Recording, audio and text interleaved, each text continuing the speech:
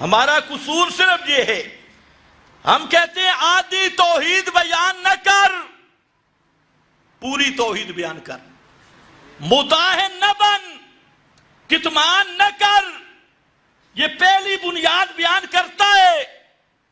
اور لوگوں کے سامنے کہ ما فوق الاسباب سننے، ما فوق الاسباب نفع نقصان کا مالک اللہ، ما فوق الاسباب جاننے والا اللہ، ما فوق الاسباب متصرف اللہ، ما فوق الاسباب پکارے پوری کرنے والا قبول کرنے والا اللہ۔ تو میں کہتا ہوں یہاں نہ رکنا، آگے بھی چل اور کہ ما فوق الاسباب سننے والا بھی صرف اللہ، ما فوق الاسباب دیکھنے والا بھی صرف اللہ۔ لیکن جہاں پر آ کر زبانیں گنگ ہو جاتی ہے، توجہ ہے، یہ ہے مسئلہ الہ والسمیع العلیم۔ اور ہے کس لفظ کے ساتھ؟ قل، قل اعلان کر میرے پیغمبر، اتعبدون من دون اللہ ما لا یملک لکم ضرا ولا نفعا واللہ هو السمیع العلیم۔ اللہ ہی ہے سننے والا، ما فوق الاسباب جاننے والا، یہ صرف اللہ ہے۔ تو الہ بھی کون ہے؟ صرف اللہ ہے۔ آگے سنو، سورہ انعام آیت نمبر 19 فرمایا قل انما هو الہ واحد۔ اس جملے پہ غور کرنا، قل اعلان کر میرے پیغمبر، اعلان کر انما هو الہ واحد، کہ الہ صرف ایک ہے، الہ واحد۔ اگلا جملہ وَإِنَّنِي بَرِيءٌ مِّمَّا تُشْرِكُونَ،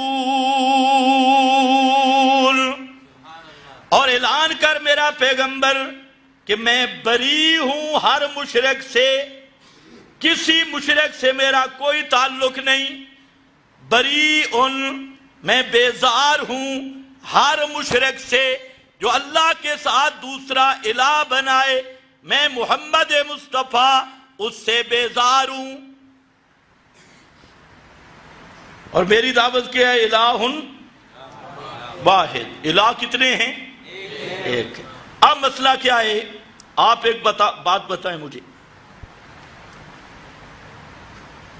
یہ لاؤڈ سپیکر ہے،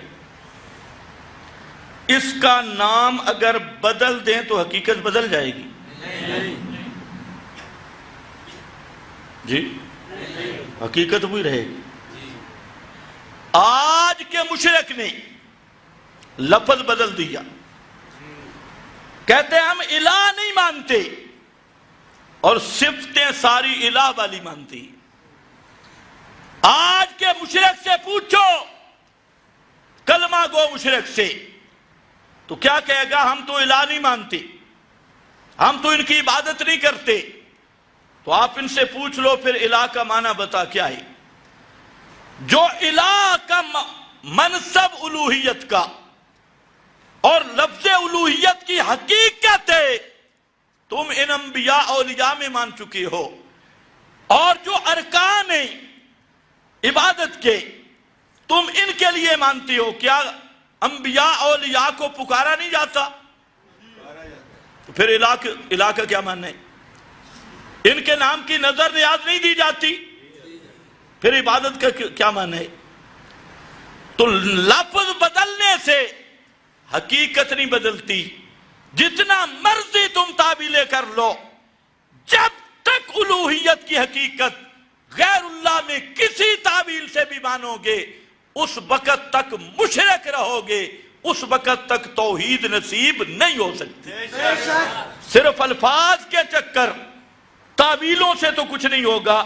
شرک کا نام عشق رکھ لے، قربت رکھ لے، تو حقیقت بدل جائے گی؟ قطعاً نہیں، یہ ایک دھوکہ ہے۔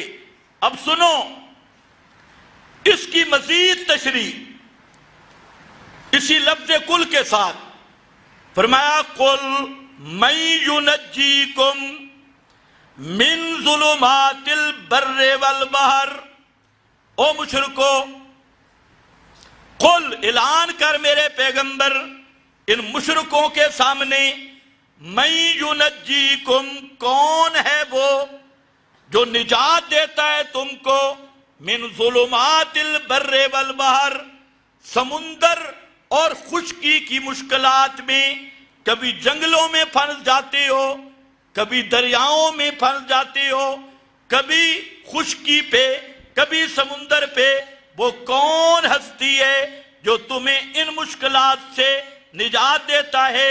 تدعونہ تضرعا وخفیا، ہر طرف سے مایوس ہو کر اسی کو پکارتے ہو، تضرعون، تدعونا، تضرعا وخفیا، گڑ گڑا کر، آرزویں کر کے، عاجزیاں کر کے، وخفیا، لئن انجانا من هذه لنکونن من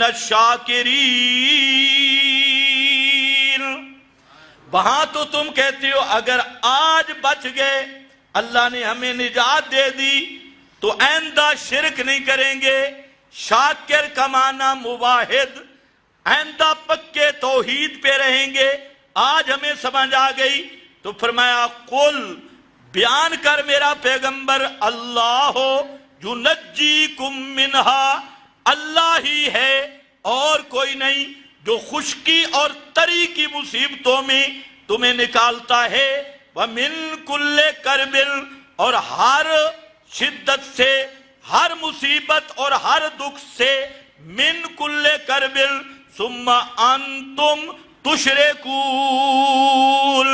پھر تم اللہ کے شریک بناتی ہو۔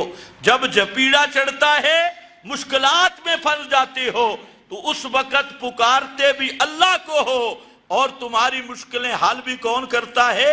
اللہ، اور تم وعدہ کرتے ہو پھر شرک نہیں کریں گے، لیکن جب اس مصیبت سے نکل جاتے ہو پھر شرک کرنا شروع کر دیتے ہو۔